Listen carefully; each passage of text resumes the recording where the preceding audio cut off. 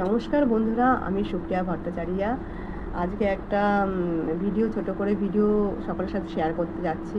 দুদিন যাবত দেখছি অপরাজিতা নামে একটা বড় ক্রিয়েটার। তা আমি ওনার ফ্রেন্ড লিস্টেও নেই আর ওনার কাছে পৌঁছাতে পারিনি। তা আমার সেইভাবে কোনো বড় বড় ক্রিয়েটারের কাছ থেকে আমাকে আবেদন আমি করা পছন্দ করি না যে আমাকে সাপোর্ট করুন, আমার পাশে থাকুন। কিন্তু আমার ফ্রেন্ড লিস্টে অনেক বন্ধুদেরকে দেখছি ওনাকে নিয়ে পোস্ট করেছে, কিন্তু তাদের আমি অনেকের দেখেছি ওর ভিডিওতে লাইক কমেন্ট করতে, দিদিভাই পাশে থাকো, দেখছি ঠিক আছে। এটা আমরা আমরা এখানে কাজ করতে এসে অনেকে এটা করে থাকি। তা আমার একদম অপছন্দ কাউকে এরকম জোর করে কাউকে গিয়ে বলা। যাই হোক, সাপোর্ট করুন এইসব বলা। যাই হোক, আমি যেটা মুদ্রা কথা বলতে আসছি, উনি যেই পোশাকটি ধারণ করেছিল আজকে আমার দেশের ফৌজি ভাইদের পোশাক, যারা আমাদেরকে রাতে ঠিক মতো ঘুমোতে দেয়, আমাদের দেশটাকে রক্ষা করে, যারা আমাদের দেশের জন্য প্রাণ দিয়েছে, তাদের পোশাক ধারণ করা খুবই অন্যায়। কারণ আমরা ওই জায়গাটা নিতে পারবো না।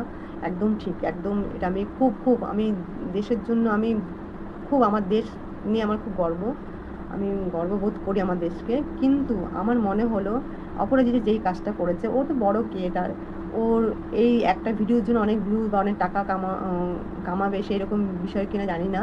কিন্তু আমার মনে হলো উনি অন্য ভিডিও করতে পারতো, অন্য ধরনের ভিডিও করতে পারতো, তাতেও সাপোর্ট পাবে একজনকে। ওনার ইউটিউব চ্যানেল আছে, ওনার অনেক ফলোয়ার। আজকে ওনার সার্চ করে নাম দেখলে ওনার অনেক ব্যাপার, উনি অনেক বড় ক্রিয়েটার। কিন্তু আমার যেন মনে হচ্ছে এই ভিডিওটা উনি আবেগ থেকে করেছে, আবেগ একটা কাজ করেছে। যুদ্ধ চলাকালীন আমাদের সবার একটা আবেগ কাজ করেছে, সেটা ওনারও করেছে। উনি পোশাকটা ধারণ করেছে, এটা অন্যায়। উনি যেই গানটা ব্যবহার করছে এটা ঠিক আছে, গানটা দিয়ে একটা শাড়ি পরে উনি ভিডিওটা করতে পারতো, কিন্তু দেশের পোশাকটা পরে ধারণ করে উনি খুব খুব ভুল করেছে। তার জন্য শাস্তি পেয়েছেন। আমাদেরই একজন আমাদের মিলিটারি ভাই তার বিরুদ্ধে রিপোর্ট করেছে শুনলাম।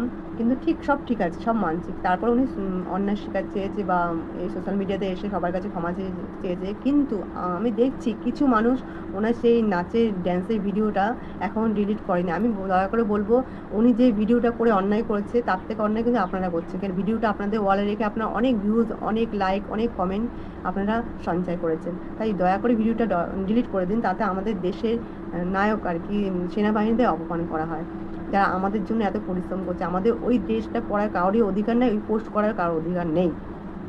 ঠিক আছে, যেমন আমি বলতে যাচ্ছি এই ড্রেসগুলি কেন বাইরে বাইরে মানুষ পরবে, কেন বাইরে আসছে? এই ড্রেসগুলি শুধু আমাদের দেশে যে সেনাবাহিনী আছে তাদেরই পরার অধিকার। এই ড্রেসগুলি কেন আপনারা বাইরে বিক্রি করছেন? আমি ভারত সরকারের কাছে একটা আবেদন করব, এই পোশাক শুধু এদেরই যোগ্য, আমাদের নয়। আমরা সাধারণ মানুষ, আমরা কেন এটাকে ধারণ করব?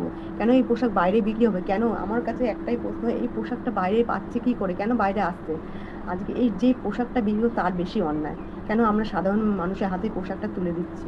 সেনাবাহিনী একটা, আমরা যখন স্কুল থেকে এখন দেখছি, স্কুলে আমার মেয়ে নর্থন গার্লসে পড়তো, সেখানকার ড্রেস এক নির্দিষ্ট একটা জায়গা থেকে নিতে হবে, সেম কালার, সেম জামা, সেম ড্রেস। আমরা সেইভাবে গিয়ে সেই জায়গার থেকে আমরা কালেক্ট করেছিলাম। সেই রকম এই সেনাবাহিনীরাই পাবে, তাদের কার্ড দেখিয়ে তাদের ড্রেসটা তারাই কিনবে। এরকম একটা আইন তৈরি হোক। সাধারণ মানুষ কিন্তু এই ড্রেস পরার কোনো অধিকার নেই।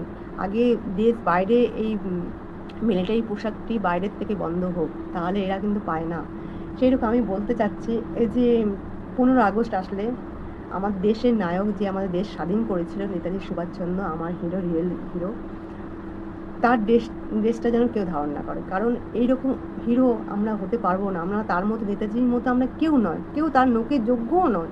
তাও তোমরা নেতাজির সাজাটাও বন্ধ করুন। মিলিটারি ড্রেস পরাটা যেমন অন্যায়, নেতাজি সুভাষচন্দ্র ড্রেসটা পরাটা কিন্তু খুব অন্যায়। আমি মনে করি নেতাজি কেউ হবে না, দ্বিতীয় নায়ক কেউ নেই। তাই আমি ছোট্ট আবেদন সবার কাছে, এইরকম পোশাক কেউ পরে অভিনয় করবেন না কিছু লাইক কমেন্টের জন্য। রিয়েল করুন, নিজেরটা করুন, নিজের লাইফটাকে অনুভব করুন, কাউকে নকল করে নয়। তাই আমি চাইছি ট্রোল করার আগে আমরা আমাদের সব কিছু ভাবি।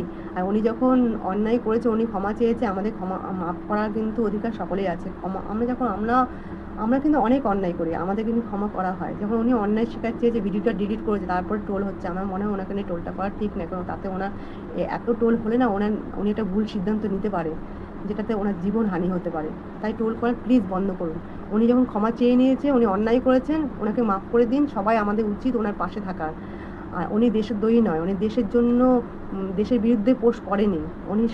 উনি আবেগ কাজ করে একটা সেনা পোশাক পরে ধারণ করে সেই পোস্টটা করেছে, তাই আমার মনে হয় এত ওনাকে নিয়ে টোল করার কোনো দরকার নেই। ওনাকে ক্ষমা করুন আর ওনাকে ওনার মতন থাকতে দিন। আমরা সবাই এরকমভাবে চলছি বা ভিডিও করছি। ওনার তাই মনে হচ্ছে করেছিল, কিন্তু অন্যায় শিকার চাওয়ার পর থেকে আর কিছু থাকে না। যেখানে আমাদের আমাদের সেনাবাহিনী ওনাকে ক্ষমা করে দিয়েছে, উনি অন্যায় করার পর, সেখানে আমরা কে?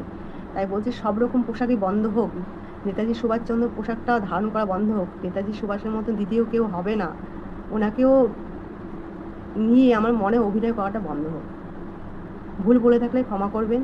আমি আজকে এই ভিডিওটা করতে বাধ্য হয়েছি। আমি কোনোদিন কাউকে নিয়ে ভিডিও করি না, আমার ওইরকম আমার নেই। আমি কাউকে আবেদন করি না আমার পাশে থাকো, পাশে এসে ফুল দাও। আমাকে ভালো লাগলে সবাই আমার পাশে থাকবে, নাহলে থাকবে না।